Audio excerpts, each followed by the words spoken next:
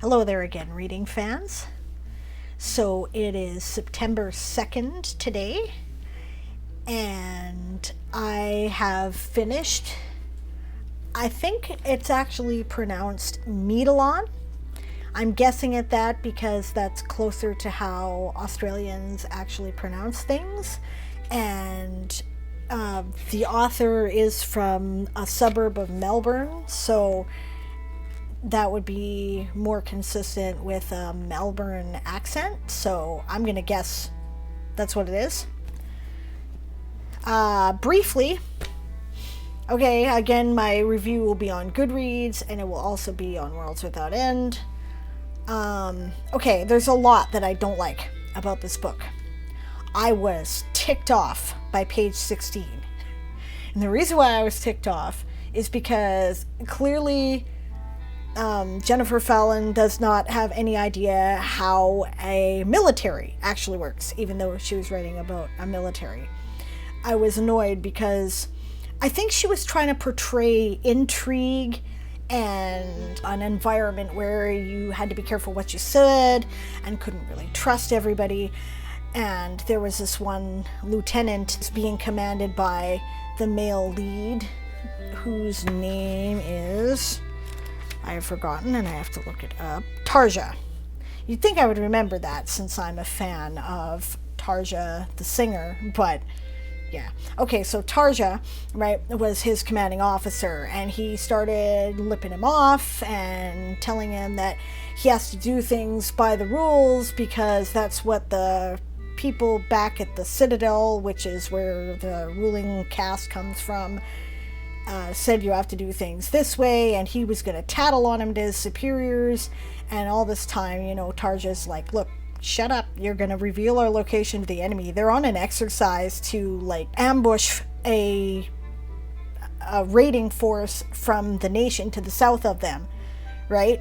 And sure enough, his noise attracts the attention of the enemy. He gets shot with an arrow, unfortunately not killed, and everything goes to hell.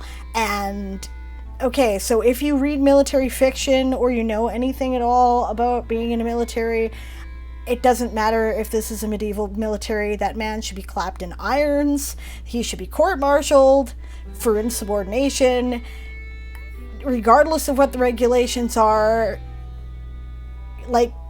And he wasn't, and it made me crazy. And if it really were a scenario where there was intrigue and backstabbing, you had to be careful what you said, I would think that the male lead who was raised in the Citadel by one of the members of the ruling caste would know to shut the hell up, right? And neither of these things happened, so it pissed me off.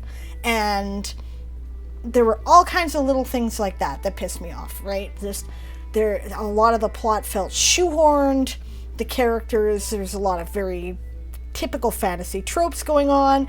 I did not like the main character at all. She struck me as a very whiny and entitled special snowflake that reminded me of Vonyl Ashcravan at the beginning of Magic's Pawn, which, okay, at least in that one, Mercedes Lackey had the intelligence to have a character remark to another one that the problem is, obviously, nobody's ever bothered to love this person.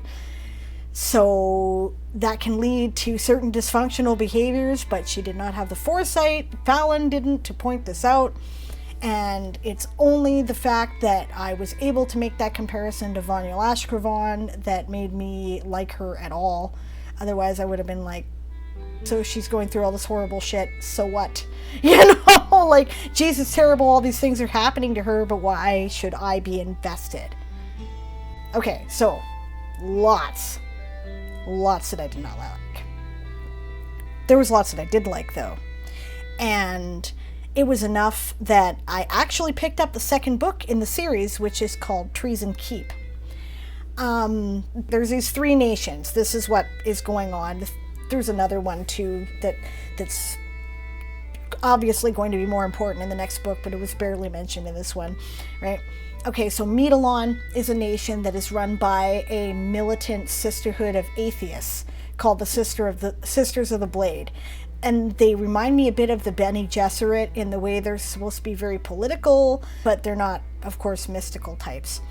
And they are served by a group called the Defenders, which is both their personal guard and their armed forces.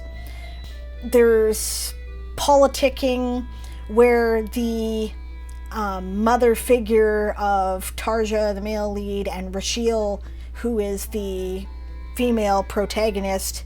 Okay, she's very typical of young adult fiction in that she's an irredeemably evil parental figure, and, you know, she's just mean for no reason. She's just a nasty person, right? So, being a nasty person, she decides she wants to be in charge of the sisterhood, so she does this political maneuvering stuff where she makes a deal with the Nation of the North. Now, the Nation of the North is run by a bunch of monotheists and a religious order. They don't like the atheists to the south of them, but they like the guys to the south of the atheists even less. Now, this is the place where Tarja was fighting at the beginning of the book. And this nation to the south of them is a nation of polytheists who worship many gods and also a race of beings regarded as demons by the sisterhood that aren't quite gods. They're more like kami, right? Who are called the Harshini, right?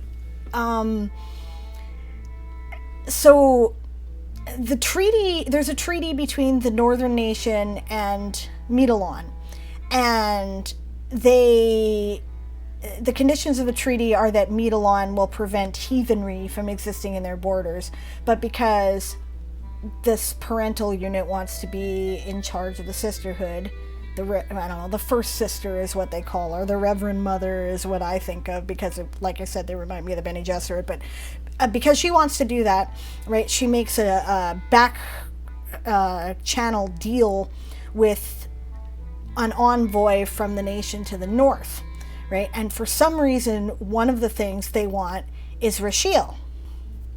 There's also a second set of politics going on, and that is that the gods actually exist, and the Harshini are actually real too.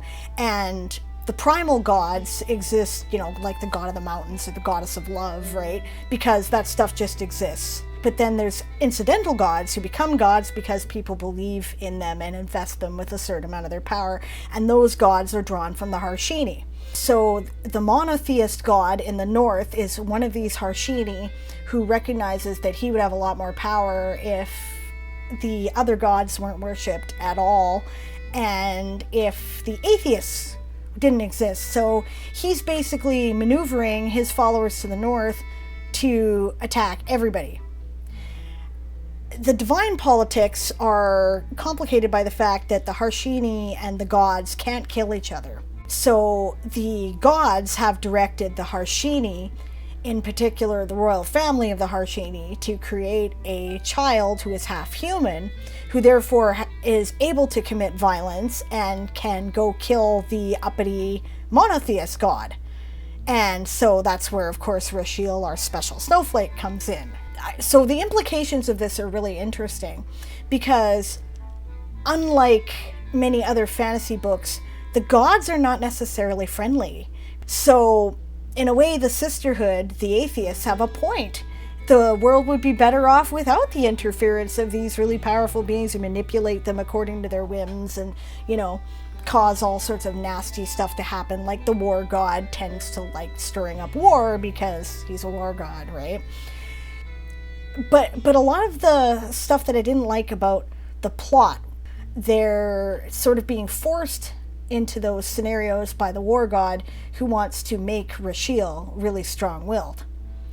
So I sincerely hope that by the end of the trilogy, she decides to murder him and the monotheist god and pretty much every leading ruler of the sisterhood. Yeah, I just hope she creates like this bloodbath, and I'm reading it mostly because I was really interested in the divine politics and how this was not the normal thing that was being done. And I suspect that a lot of the fantasy tropes that are being set up here are going to be blown to smithereens when Rashiel, you know, opens up a can of whoop-ass, because I would. I really would. Yeah, so there. That's my review of that one. But that met the criteria for 2 of my bingo card scenarios here, which was by an Australian author and by a female author. And it's important that I step this up, because I looked again at the back of the bingo card here, which, you know, gives me the rules, right? I don't know, you can't read it very well with all my smearing ink on it. But it says that the deadline is 5:00 p.m. on September 9th. So I'm in a bigger hurry than I thought I was. I have a week to finish all these books that I have yet to read. So otherwise I'm not going to be able to finish the whole card here.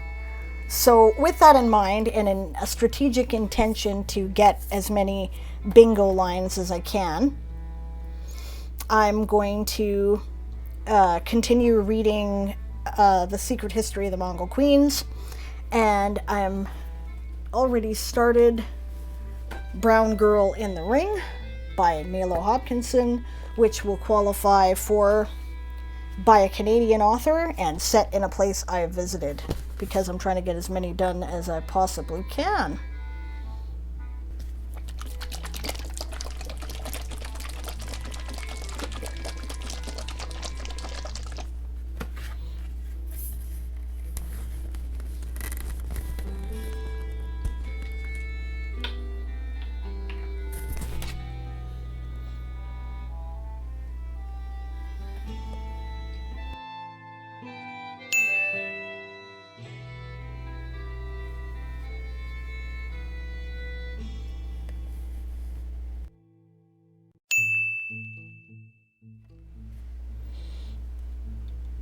And look, we have a bingo! So because of the time constraint, I'm going to take advantage of the fact that you can use 3 of these categories for one book. And I am going to count The Secret History of the Mongol Queens towards about a place I want to visit, because I am fascinated by the history of the Mongol steppes and the various lands that are described there, you know, Turkey, China, parts of Russia. The areas that were part of the Mongol Empire are areas that I want to visit, and I think it's okay to count it, even though this is about the past of the Mongol Empire, because I want to visit these places because of its history. I want to see medieval monuments, and I want to go and visit ruins, and I want to kind of try to get a sense of what the world was like in that time period and visit the things that are from that time period. So I think it's fair to count it. I was amused by the idea of reading The Martian, because it's about a place that I want to visit, and I will still do it. I'm going to read the book regardless, but I don't know that I'm going to have time to finish it. I will if I can. So I hope you'll forgive me, but you know, things are tighter than I thought they were. I thought I had 2 more weeks, but I have 1. So I think that's it for now. The next time you hear from me, you will not see this background, because I will be on the road. I'm going on vacation in my RV. So I don't know when next video will be uploaded, but I will keep you posted, and I will see you later. Bye.